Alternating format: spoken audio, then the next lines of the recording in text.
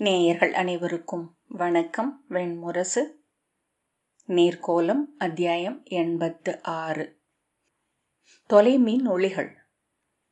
குடில் வாயில் திறந்து பிருகன்னலை வெளியே வந்தபோது முக்தன் வேல் தாழ்த்தி வணங்கினான். இரும்பு கம்பிகளால் முடையப்பட்ட மார்பு கவசமும் 2 கைகளில் காப்பு கவசங்களும் தோளில் சிறகென எழுந்திருந்த இலை கவசங்களும் அணிந்து இரும்பு குடம் போன்ற தலைக்கவசத்தை இடையோடு அணைத்தபடி இரும்பு குரடுகள் எடையுடன் ஒலிக்க படிகளில் இறங்கி அவனை நோக்கி கையசைத்துவிட்டு பிருகன்னலை தன் புறவியை நோக்கி சென்றாள். அவள் விழிகள் மாறிவிட்டிருந்தன. அவள் ஏறி அமர்ந்த பின்னர் தன் புறவியில் ஏறி அமர்ந்து அவளை தொடர்ந்தான் முக்தன். அணிக்காட்டை சீரான குளம்படி தாளத்துடன் கடந்து சாலைக்கு வந்தனர். விடிவெள்ளி தோன்றி இருக்கவில்லை. வானம் விண்மீன் பெருக்கென கிழக்கு நோக்கி சென்று கொண்டிருந்தது.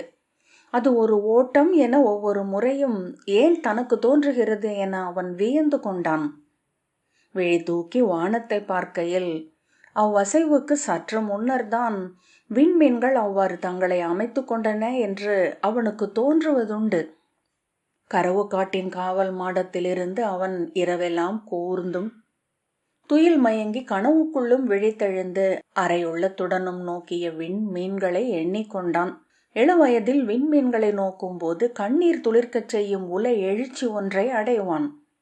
இங்கிருக்கிறேன் இங்கிருக்கிறேன் என்று நெஞ்சில் அறைந்து வான் நோக்கி கூவ வேண்டும் போல தோன்றும். மண்ணில் நிகழ்ந்த தன் பிறப்பிற்கு அறியாத பெரும் பொருளொன்று உண்டு என்றும் ஆற்ற வேண்டிய பெருஞ்செயல்களின் நிறையொன்று எதிர்காலமாக தன் முன் எழுந்து அகன்றிருப்பதாகவும் உள்ளம் பொங்கி எழும். பின்னர் வான்பரப்பு சோர்வு தரக்கூடியதாக மாறியது.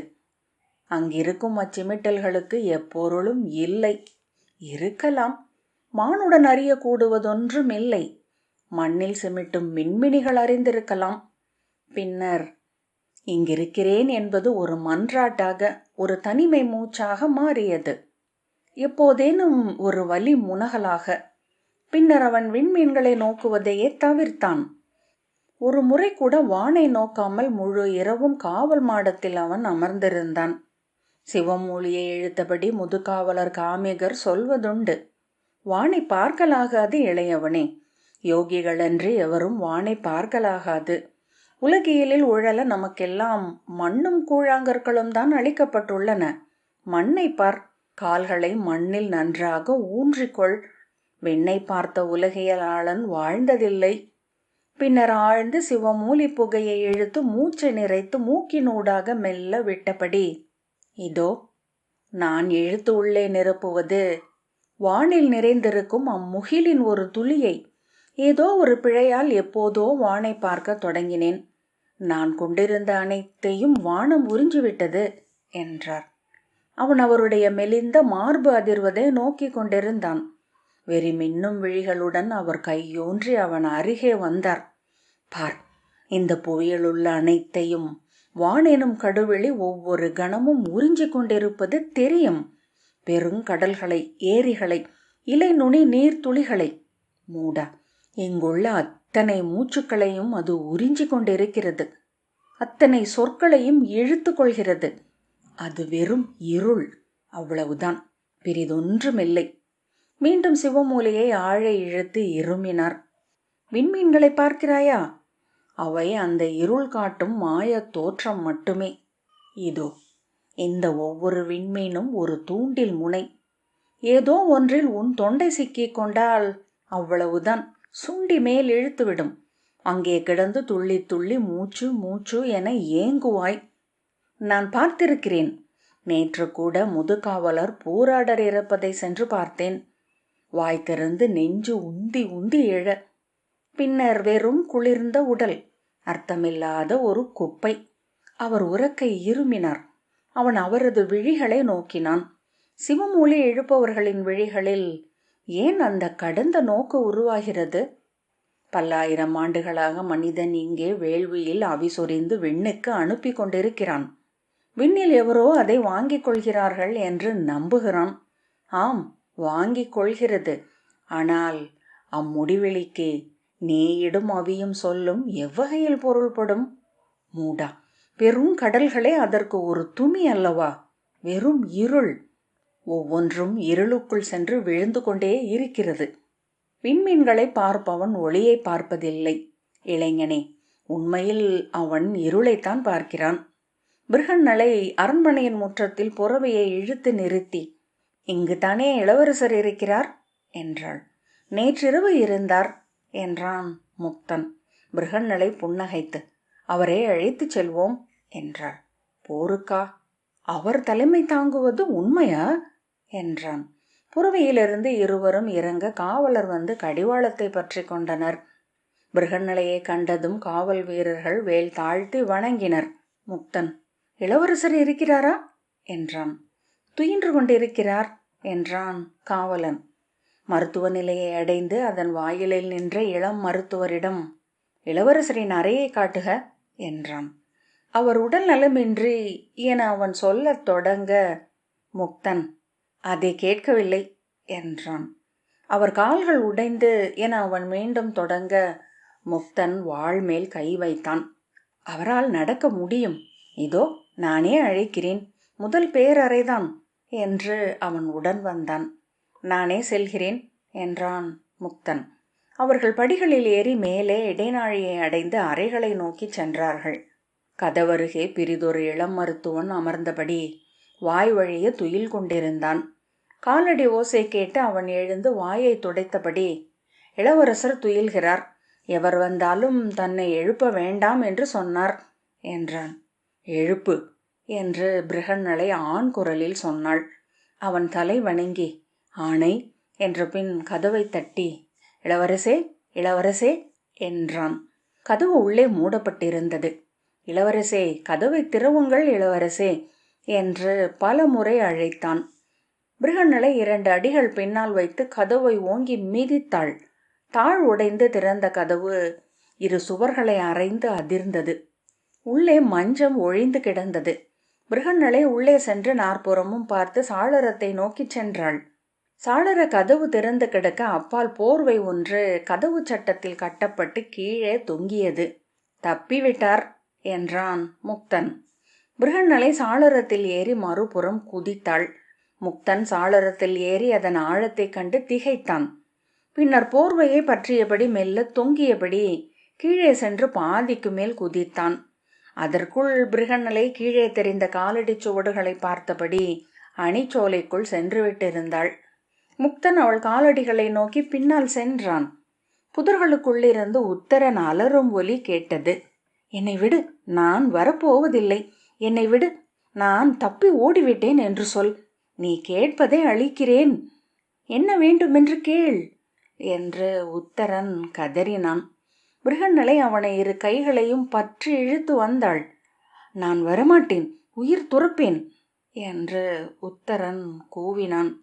பிருகன்னலை தன் கையை அவன் கழுத்தில் வைத்து, நீங்கள் வருகிறீர்கள், கவச உடைகளை அணிந்து என்னுடன் கிளம்புகிறீர்கள், அதை மறுப்பதென்பது இக்கணமே இங்கு கழுத்து முறிந்து இறந்து விழுவதுதான் என்றாள். என்ன சொல்கிறாய்?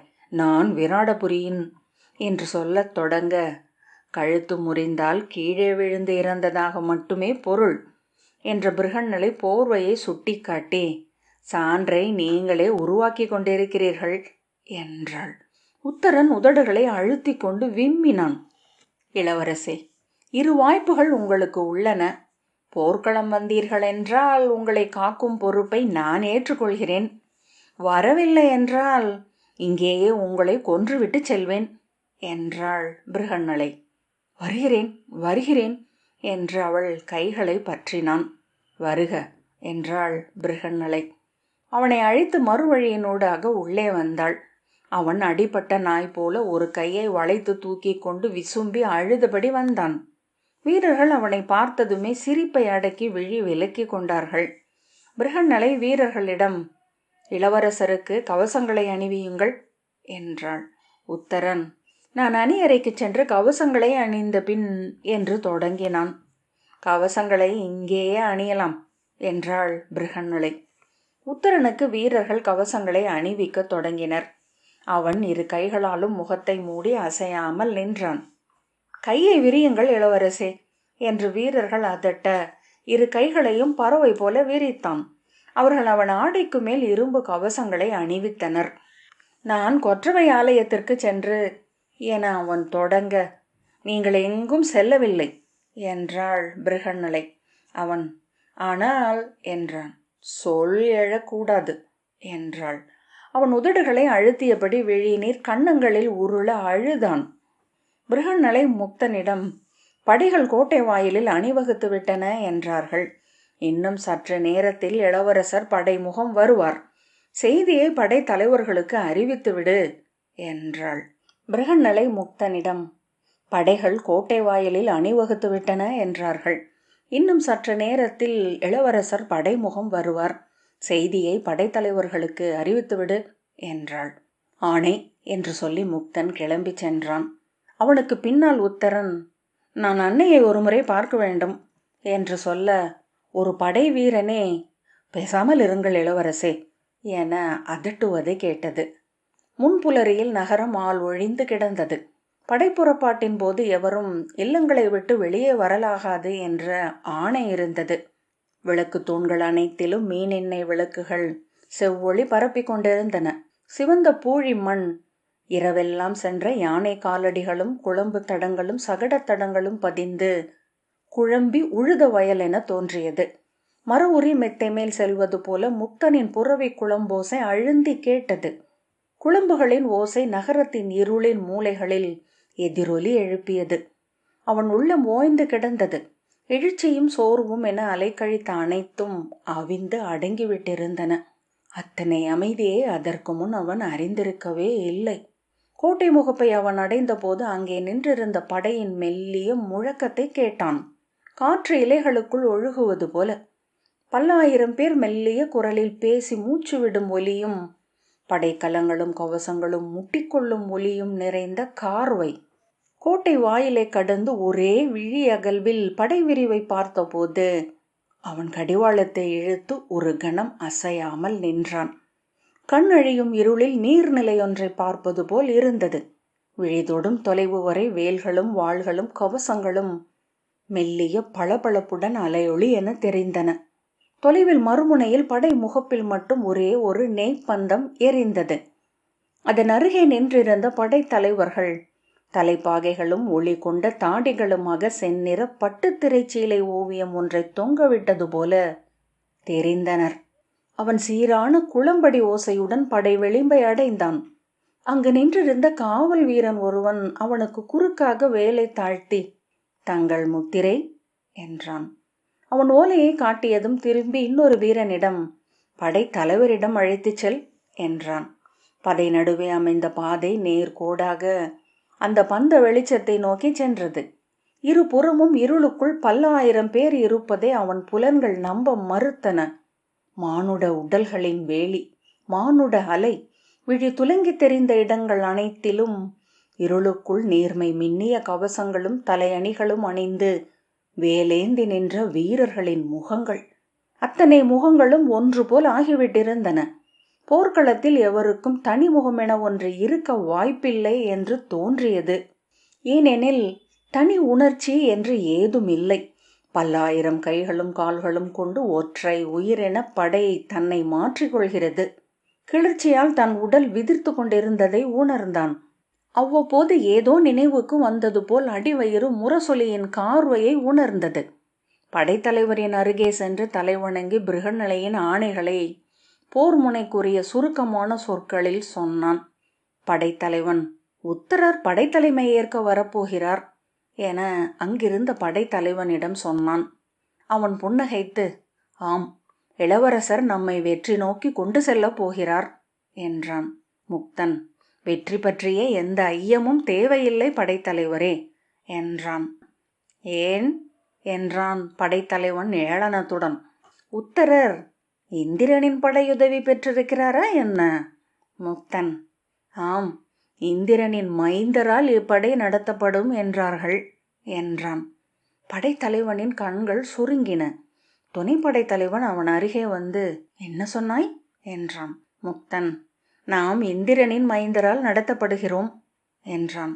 இருவர் விழிகளும் மாறின. அது உண்மையா என்றான். முக்தன், ஆம் என்றான். படைத்தலைவன் முகம் மலர்ந்து, இப்போதே வெற்றி விழாவுக்கும் உண்டாட்டிற்குமான ஆணைகளை பிறப்பித்து விட்டு செல்லலாம் போல் இருக்கிறதே என்றான். ஆம், அதற்கும் ஆணைகள் பிறப்பிக்கப்பட்டு விட்டன. வலவர் அடுமனை ஒருக்கங்களை துவங்கிவிட்டார் என்றான் முக்தன். துணைப்படை தலைவன் உரக்க நகைத்து, வலவரா என்றான். இன்னொருவன், புறவிகளுடன் கிரந்திகனும் நம்முடன் வருகிறாரல்லவா என்றான். முக்தன் புன்னகைத்தான். கஜன் மெல்ல உடலை அசைத்து நின்றான். அருகே நின்றிருந்த சற்று முதிய வீரன் திரும்பி பார்த்து புன்னகைத்தான். அப்புன்னகை அவனுக்கு எரிச்சலூட்டியது. வேலுடன் அவன் படைநிறைக்கு வந்த போதே அப்புன்னகைகள் சூழ எழுந்து விட்டன. இவருக்கு 40 அகவை இருக்கும். அப்படியென்றால் கீசகருடன் படை சென்றிருக்க கூடும். முகத்திலோ தோளிலோ புண்வடு எதையும் காண முடியவில்லை. ஆனால் போர் கண்டு சலித்து கனிந்த முகத்தை சூடிக்கொண்டிருக்கிறார். அடுத்த போரில் இந்த முகத்தை தானும் சூடிக்கொள்ள முடியும் என எண்ணிய போது அவனுக்கு புன்னகை எழுந்தது. அவன் முந்தைய நாள் இரவு துயிலவில்லை. அன்னையிடமும் தந்தையிடமும் விடை பெற்று கொண்டு அந்தியிலேயே கிளம்பினான். நன்கு துயில்க மைந்தா என்றார் தந்தை. அவன் தலையசைக்க, துயில் வராதே என எண்ணாதே, நல்ல துயில் வரும். போர் சென்ற அனைவருமே அதை சொல்லி இருக்கிறார்கள் என்றார். அவன் நேராக அடுமனைக்குத்தான் சென்றான். அங்கே அவனை கண்டதும் ஒருவன் வந்து, உலர் உணவுகள் ஒருங்கிக் கொண்டிருக்கின்றன. இன்னும் சற்று நேரத்தில் நேராக படை முனைக்கே சென்றுவிடும் வீரரே என்றான். நான் அதன் பொருட்டு வரவில்லை என்றான். அவன் சிரித்து, ஒளிய வந்தீரோ? ஆனால் உமது உடலுடன் நீர் அடுமனையாளனாக இங்கே அமைய முடியாதே என்றான். கஜன் சினத்துடன் நோக்க, சினம் வேண்டாம், உம்மை கண்டாலே தெரிகிறது வீரர் என்று. நான் களியாட்டு சொன்னேன் என்றான். என் பெயர் அஸ்வகன் என்று அறிமுகம் சொன்னான். கஜன் தன் பெயரை சொல்லிவிட்டு, நான் சம்பவர் என்பவரை சந்திக்க வேண்டும் என்றான். எதற்கு என்றான் அஸ்வகன். நான் அவருக்கு சிறிது பணம் கொடுக்க வேண்டி இருக்கிறது. கடனுடன் படை செல்லக்கூடாதே என்றான். ஆம், அடுமனையாளர்களை சற்றும் நம்பக்கூடாது. நரகத்திற்கு கூட தேடி வந்து பணத்தை கேட்பார்கள். கஜன் புன்னகைத்து, அவர் எங்கே என்றான். அவனா, இருங்கள் கேட்டு வருகிறேன் என்று உள்ளே சென்ற அஸ்வகன் திரும்பி வந்து, அவன் யானைகளுக்கான கவளத்துடன் மேற்கு வாயிலுக்கு சென்றான் என்கிறார்கள் என்றான். கஜன் அவனிடம் விடை பெற்று மேற்கு வாயிலுக்கு சென்றான். அங்கே அவனிடம் பேசிய முதிய யானை பாகனாகிய சீதளன் இங்கே உச்சி பொழுதில்தான் வந்தார். கவளம் மூட்டு முடிந்ததுமே சென்று விட்டார். எங்கே சென்றார் என்று தெரியாது. ஒருவேளை கிழக்கு வாயிலில் இருக்கலாம் என்றார். கிழக்கு வாயிலுக்கு அவன் செல்லும் போது வழியில் ஒரு குரல் உரக்க அழைத்தது. அடேய், என்ன செய்கிறாய்? ஒளிந்து அலைகிறாயா? என்ன படைப்பிரிவு நீ? அவன் தடுமாறி நிற்க தீர்க்கன் அவன் தோளை பிடித்து கொண்டான். வா என்றான். நான் இளவரசர் என அவன் பேசத் தொடங்க, வா, எந்த மறு சொல்லையும் நான் கேட்க சித்தமாக இல்லை என்றான் தீர்க்கன். அவன், அரசாணைப்படி செல்கிறேன் இப்போது என்று திமிரினான். அவ்வழியாக புறவியில் சென்ற அவனுடைய ஆயிரத்தவர் தலைவன் அவன் குரலை கேட்டு, நீ கஜன் அல்லவா என்றான். ஆம், நான் இப்போது என்று கஜன் சொல்லத் தொடங்க, இதோ இந்த ஓலையை படைத்தலைவரிடம் கொடு, நீயும் அங்கேயே இரு, நான் சற்று நேரத்தில் அங்கே வருகிறேன் என்றான். கஜன் தலை வணங்கி ஓலையை வாங்கி கொண்டான். அதன் பின் ஏதும் செய்வதற்கில்லை என்று தெளிவாகவே தெரிந்தது. அவன் பெருமூச்சு விட்டான். சம்பவனிடம் சொல்லி இருந்தால் அவன் ஒரு பணியை முடித்து விட்டதாக இருக்கும். சுபாஷினியிடம் சொன்ன சொல். ஆனால் அது அவ்வளவு பெரியதல்ல என்றும் அப்போது தோன்றியது. ஆணும் பெண்ணும் இணைய வேண்டுமென ஊழிருந்தால் இணைவார்கள். அவர்களை வைத்து ஆடும் கைகள் அதை முடிவு செய்யட்டும். அப்படியென்றால் தன்னை வைத்து ஆடும் கை எது? இப்போரில் அவன் இறந்து விடுவான் என்னும் எண்ணம் அப்போது எழுந்தது. தொடக்கத்திலிருந்தே அனைத்தையும் எண்ணி தொகுத்த போது அந்த ஒழுங்கு அங்கேதான் கொண்டு சென்றது. அவன் அளித்த ஓலையை வாங்கிய பின் படைத்தலைவன், அணிகளில் சென்று நில், நீ கடைநிலையன் அல்லவா? எப்படி 1000 உன்னை பார்த்தார்? சாலையில் அலைந்தாயா என்றான். அவன் ஆணைகளை என தொடங்க சென்று நில் என்ற பின் அவன் திரும்பிக் கொண்டான். கஜன் அணிகளில் அவன் நிறையை சென்றடைந்தான். அங்கே அனைவரும் வெறுந்தரையில் படுத்து துயின்று கொண்டிருந்தனர். உண்மையிலேயே பெரும்பாலானவர்கள் ஆழ்ந்த துயிலில் இருந்தனர். அவன் அவர்களை நோக்கிய பின் தன் உடலை மண்ணில் நீட்டிக் கொண்டான். ஒருவர் படுக்கும் அளவுக்கே இடம் இருந்தது. தோளோடு தோள் முட்டிக்கொண்டு மல்லாந்து படுத்து விண்மீன்களை நோக்கிக் கொண்டிருந்தான். அவள் தன்னை நினைப்பாளா என எண்ணிக்கொண்டான். பெண்கள் அப்படியெல்லாம் எண்ணுவார்களா என்ன? அவர்களுக்கு குழந்தை பெற்ற பின் ஆண்கள் தேவையில்லை என்ற வரி நினைவில் எழுந்தது. புரண்டு படுத்து கண்களை மூடினான். கண்களுக்குள் விண்மீன்கள் தெரிந்தன. அவள் நினைவுடன் இந்த நிறைவேற்றப்படாத சொல்லுடன் இறக்கப் போகிறேன். ஆனால் இறப்பு என்னும் சொல் அச்சமூட்டவில்லை. இயல்பான ஒரு முடிவாகவே தோன்றியது. மீண்டும் விண்மீன்களை நோக்கி விழி திறந்து கிடந்தான். புலரியே அறிவிக்கும் கொம்பு முழங்கியது. வீரர்கள் பாய்ந்தெழுந்தனர். சில கணங்களுக்குள் முழு படையும் பல சிறு கூறுகளாக சிதறுண்டது. கீழே தட்டப்படும் தாளத்தின் அதிர்வில் விலகும் நெல்மணிகள் போல வீரர்கள் அகன்றனர். அவர்கள் காலை கடன்கள் கழிக்கும் இடங்கள் படைநிலைக்கு அப்பால் குறுங்காட்டுக்குள் இடையளவு உயரமான மறைப்பு தட்டிகளால் அமைக்கப்பட்டிருந்தன. கரையேற்றப்பட்ட தோணிகளில் குளிர் நீர் நிறைக்கப்பட்டிருந்தது. பந்தங்களில் நிழலொளிக்குள் புகுந்து சுரைக்கோப்பரையில் நீர் அள்ளி கால் கழுவி பல் தேய்த்து தலைப்பாகையை அவிழ்த்து உதறி அணிந்து கச்சை இறுக்கி படைப்பைகளை தோள்களில் மாட்டிக்கொண்டு கால்களில் தோல் குரடுகளை முறுக்கிய பின் அவன் மீண்டும் படை நிறைக்கு வந்தான். அதற்குள் அணிவகுப்புக்கான கொம்பு முழங்கியது. அவன் நிறையில் அவனே இறுதியாக வந்தான். அவன் நிலை கொண்டதும் அருகே நின்றிருந்த முதிய வீரன், வேலை சற்று தளர்வாகவே பற்ற வேண்டும். நாம் நெடுநேரம் அதை வைத்திருக்க வேண்டியிருக்கும் என்றான். நிறைகளின் முனைகளிலிருந்து பெரிய கடவங்களை ஏந்திய அடுமனையாளர்களும் ஏவலர்களும் வந்து கொண்டிருந்தார்கள். முதிய வீரன், நீர்ப்பை எங்கே என்றான். அவன் தோளுக்கு பின்னால் தொங்கிய நீர்ப்பையை முன்னால் இழுத்து விட்டான். அது எப்போதும் விழாவில் தொங்க வேண்டும். நிறை செல்கையில் இன்னொருவர் மேல் இடிக்கலாகாது என்றான். கஜன் அவனை எரிச்சலுடன் பார்த்த பின் திரும்பிக் கொண்டான். ஏவலர் ஆளுக்கு 8 உணவுருளைகளை அளித்தபடி வந்தனர். வெல்லம் கலந்த நீரை குடுவைகளில் அள்ளி பைகளில் நிறைத்தபடி அடுத்த ஏவலர் குழு வந்தது. ஓர் உருளை உரித்த தேங்காய் அளவு இருந்தது. அது என்ன என்று அவன் முதிய வீரனிடம் கேட்டான். கேட்டிருக்க கூடாதோ என உடனே ஐயுற்றான். உலர் மீனும் வறுத்த அரிசியும் இடித்து ஊன் நெய்யுடன் சேர்த்து உருட்டப்பட்ட கவளம். சுவையானது. ஒரு நாளுக்கு 1 கவளம் மட்டுமே என்றான் அவன். உண்மையில் அதுவே போதுமானதாகவும் இருக்கும். போர் முன்னரே முடிந்தது என்றால் வீட்டுக்கு கொண்டு சென்று குழந்தைகளுக்கு கூட கொடுக்கலாம். அவை விரும்பி உண்ணும். அவனுக்கு அளிக்கப்பட்ட 8 கவளங்களையும் தோளில் தொங்கிய தோல் பைக்குள் சுற்றி கட்டினான். அவை சற்று கெடுமணம் வீசுவதாக தோன்றியது. அவன் கையை முகர்வதைக் கண்டு முதிய வீரன், பழைய மீன், களஞ்சியத்தில் சேமிக்கப்பட்டிருக்கும் அது. இத்தனை பேருக்கான மீன் புதியதாக இருக்க முடியாது என்றான். ஆனால் படை நகர்வில் சென்றால் வெறியுடன் பசிக்கும். அப்போது இக்கெடுமணம் அமுதென தோன்றும். கஜன் தன் அருகே வந்து நின்ற முகத்தைக் கண்டு திடுக்கிட்டான். உள்ளம் அதிர்வது செவிகளில் முழங்கியது. அதன் பின்னரே அவனை அடையாளம் அறிந்தான். நீங்கள் சம்பவர் அல்லவா என்றான்.